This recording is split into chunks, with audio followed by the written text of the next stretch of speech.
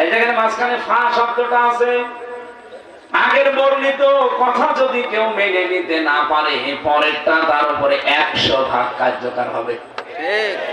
ফা 19টা অর্থে ব্যবহার হয়। মাল্লাম ইয়ারহাম সাগীরানা ওয়ালাম ইউওয়াক্কির কাবীরানা, এই যে ফালাই সামিনা, ফা দিলেন কেন? ফা না দিলেও তো বাংলা অর্থ হয়ে যায়। আগে বর্ণিত যে 2টা কথা নবী যে জানিয়েছেন, ওই 2টা যদি আপনি মানতে না পারেন গ্যারান্টি দিয়ে বলছে আপনি নবীর উম্মত না।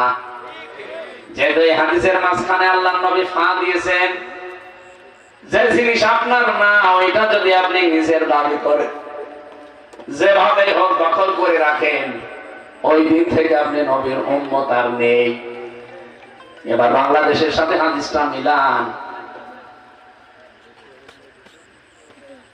আমি হাদিসটা পড়ার পরে দেখেছি এই দেশে অনেকের জীবনে এটা মিলে যাচ্ছে। বিশেষ করে আগস্টের 5 তারিখের পর থেকে খাপের খাপ মমতাজের বাপ। ঠিক, যে জিনিস আপনার না আপনি কিন্তু জোর করে নিজের দখলে নিয়ে নিয়েছেন। এরকম চরিত্র খুলনায় কারো ছিল না? এখনো করছে। ও ভাই, আপনি নামাজ পড়তে পারেন, রোজা রাখতে পারেন, হজ করতে পারেন, যাকাতও দিতে পারেন, আপনি কিন্তু আর নবীর উম্মত নেই।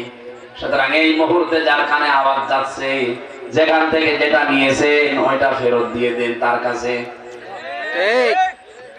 হ্যাঁ, যদি জামাত ইসলামের লোক, শিবিরের লোক, চরমনার লোক, আটরশির লোক, যে দলের লোক হোক, আমি যেহেতু এখন কোরআনের কথা বলছি, সবার জন্য আমি আলেম। কোরআন জানুন সবার জন্য, আলেম ও সবার জন্য।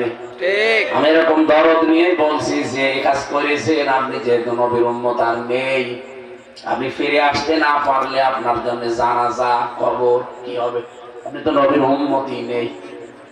এখানে যার জিনিস যেভাবে নিয়েছেন, চাঁদাবাজি করে হোক, ছিনতাই করে হোক, ডাকাতি করে হোক, ধোঁকাবাজি করে হোক, প্রতারণা করে হোক, যেভাবেই নিয়েছেন এটা ফেরত দিয়ে দেন। হাদিসের টিকা একটা কথা আছে, মুহাদ্দিস যারা তারা ব্যাখ্যা করতে গিয়ে লিখেছেন, মুসলিম শরীফের ভেতরে পাবেন এটা।